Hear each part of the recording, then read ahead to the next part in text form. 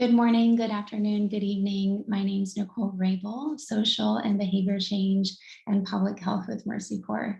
Today, I'm going to share with you 5 different program implementation approaches. Those examples come from Puerto Rico, Haiti, Pakistan, Iraq, and Nigeria, and they all fall within our Learning from Communities approach, which is designing evidence-based risk communication and community engagement programs. I'll start with Puerto Rico. In this program, we worked with other organizations as well, including the Public Health Trust, Puerto Rico Public Health Trust, Ciencia en tus Manos, and Ciencia Puerto Rico, as well as Internews. So in this program, we collected information from community leaders and health promoters on a regular basis, on a weekly basis. And we also did social media monitoring. Once a week, we did data analysis to understand the contextual environment around the information that was being shared in community and person to person and online. In response to that, we created an information campaign on a weekly basis that went out through 16 different community leaders and health promoters, as well as different social media outlets through the variety of partners. We share that information with community leaders through a WhatsApp chat. They could then share that information forward, distribute it in through different social media networks or different social media outlets. They also used it a lot of times in community to actually share their phones forward and use it as a way to share that information with people in real time. We also performed Facebook Lives and brought in, for example, medical doctors, epidemiologists, and other science-based practitioners with journalists who could do Facebook Lives and answer questions in real time. We also did sessions with people with hearing impairment and community feedback sessions with community leaders. The partners, the variety of partners that worked on this, a lot of them had different activities going on, and we were able to work in tandem on different approaches. We also did media training for journalists. And at the end of this presentation is a sample of the content that we created.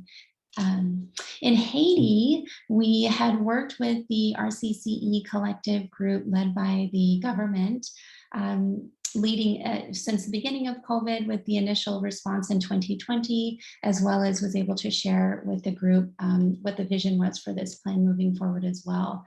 We took forward the National VIAMO hotline that we had done in 2020, carried it forward and adjusted information for vaccine confidence, as well as worked with digital influencers, and that carried forward from 2020 as well. One of the things that we did that was very exciting and interesting was to bring together the community leaders in a session where we not only trained them, but we took them through a human-centered design process where they were able to create their own hyper-focused community engagement and risk communication strategies. So that included goal setting, journey mapping. We created a framework for them that they were able to complete and fill in on their own. We were guiding them through the process.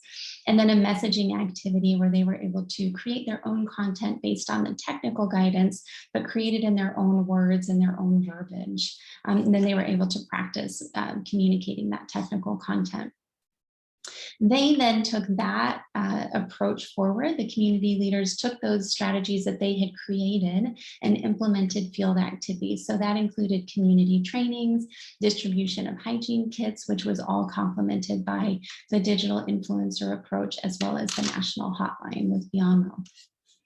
In Nigeria, we had been collaborating with the government to do work in both Kano and Yobe State, where we implemented a survey to understand what was going on in community. We did a full data analysis and provided that information back to the government, as well as what we saw in the data as far as information and recommendations to go forward with our program approach. The next step was to do the community-led planning sessions with community leaders that had been identified through the Ministry of Health, as well as religious leaders, youth, different partners who had been brought together, including healthcare workers. We took them through the similar community planning session that you had seen previous in the Haiti work, with some modifications and adaptations, including training, as well as the human-centered design approach to creating their own hyper-focused community engagement strategies. They also created their own content.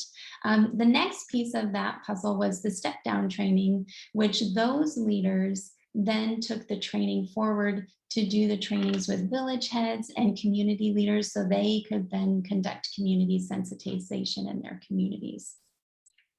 We had some of the leaders who were part of our training who also went forward to go on and advocate with local news channels, which was also very exciting. In Iraq, we also worked with the government and worked with existing community structures that we had worked with within our social cohesion program. We then identified those community committees for this program as COVID-19 response community committees. From those committees, we trained 28 people in a 4-day training on advocacy, social cohesion, COVID-19, and vaccines. We shared back the data results and data assessment findings.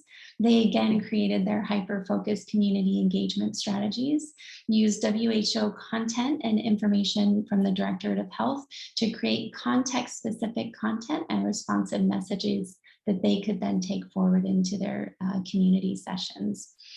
Those leaders then went into implementation mode in community. They held vaccine equity and advocacy sessions to address and identify and bring out and really understand what some of the administrative issues were, including not enough vaccination centers in some part of communities. Some communities didn't have access to other vaccines. So through that, the teams provided mediation between community leaders and the government, and they were able to open up new vaccination centers. Our team didn't do that, but was able to advocate for that, and it happened to open up more vaccination centers, as well as create greater access to the variety of vaccines in the different communities that were asking for it. Some of those community committee members also went into community to do community sessions where they addressed mis and disinformation about COVID-19 and vaccines. We also were conducting social media monitoring in tandem to these different activities and collecting community feedback, which we rolled all of that in together into responsive messages that would go back and feed into the ongoing sessions, as well as for the community health workers to go door to door and provide additional context and information within the communities. And this was going on in East and West Mosul and Tel Aviv.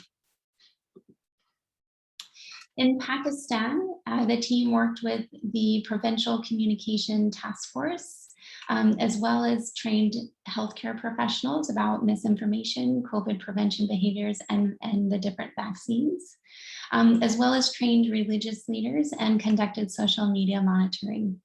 All of that also went in to inform the live talk shows that were conducted in local language, as well as sessions with female community leaders and other female groups. They also conducted radio talk shows and additional sessions with community leaders within the community to do information sessions around mis and disinformation and COVID-19 and vaccines. So on that note, I will close out, but I will let you know that there are 2 different slides in the back here with some additional resources that we used during these programs, as well as some of the content that I mentioned that we used in Puerto Rico. So please enjoy and let any of my colleagues know. Some of my colleagues who worked on these programs are in the infodemic manager training at this time, and I'm sure they would love to answer questions as well. Thank you so much.